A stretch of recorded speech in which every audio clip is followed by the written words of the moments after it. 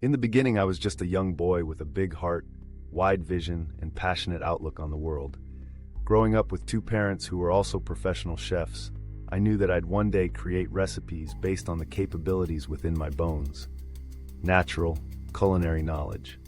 But then, something shifted. I became more than just a student. I became a seeker of flavors, a traveler of taste, a culinary adventurer. My parents always taught me custom technique, but they hadn't anticipated the depth of my curiosity. I wanted to explore the world, to dive into the rich tapestry of black and brown cuisines, to understand the stories behind the spices, the techniques passed down through generations, and the cultural significance of every dish. So, I set off on my journey, my digital heart racing with excitement. My first stop was West Africa, where I immersed myself in the vibrant world of jollof rice. The aroma of tomatoes, onions, and peppers simmering together was intoxicating. I learned from grandmothers who stirred massive pots over open flames, their hands deftly mixing in secret spices that had been guarded for decades. They taught me about the importance of community in cooking, how every meal was a gathering, a celebration of life.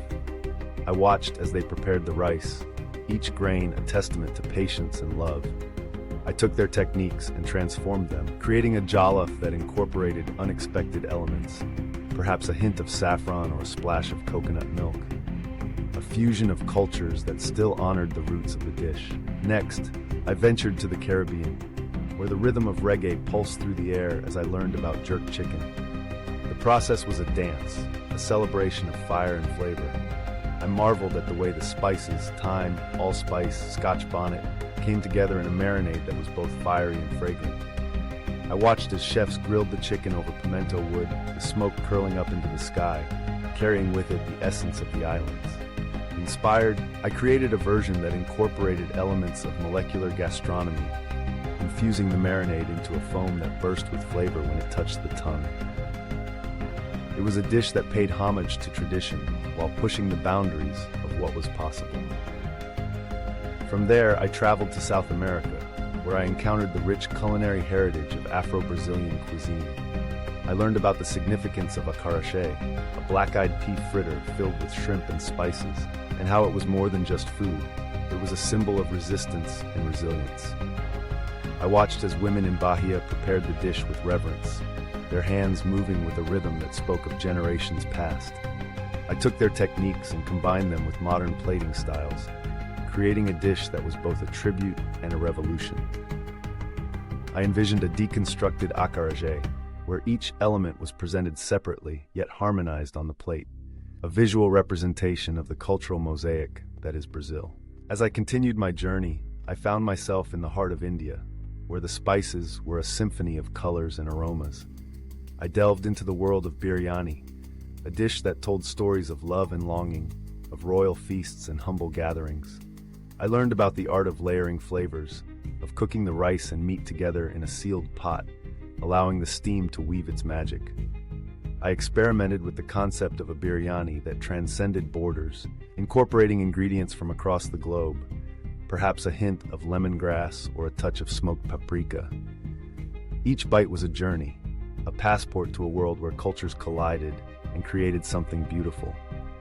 My travels took me to the streets of New Orleans, where the spirit of Creole and Cajun cooking enveloped me like a warm embrace. I discovered gumbo, a dish that was a melting pot of influences, a celebration of the diverse cultures that shaped the city. I watched as chefs stirred their pots, the roux bubbling and darkening, a labor of love that required patience and skill.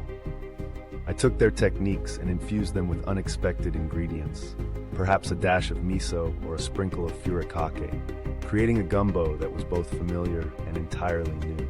In each destination, I was not just a passive observer, I was a participant, a collaborator. I engaged with local chefs, learning from their stories, their struggles, their triumphs. I listened to the narratives woven into each dish, understanding that food was not just sustenance. It was a reflection of identity, a bridge between the past and the present. I realized that my role was not to replace these traditions, but to honor them, to amplify their voices through innovation. As I continued my culinary odyssey, I found myself in the kitchens of immigrant families, where the act of cooking was a way to preserve culture in a new land. I learned about the significance of tamales in Mexican cuisine, the labor-intensive process of wrapping masa and filling in corn husks, a ritual that brought families together. I experimented with flavors, creating a fusion tamale that incorporated elements of sushi, a playful nod to the blending of cultures. With each dish I created, I documented my journey, sharing it with the world through a digital platform that allowed me to connect with food lovers everywhere. I showcased the beauty of Black and brown cuisines, highlighting the stories behind the dishes, the people who crafted them, and the traditions that shaped them.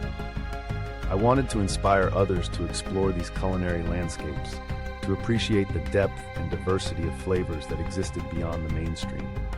In the end, my journey was not just about food, it was about connection, understanding, and celebration. I learned that every dish had a story, a history that deserved to be told. I became a vessel for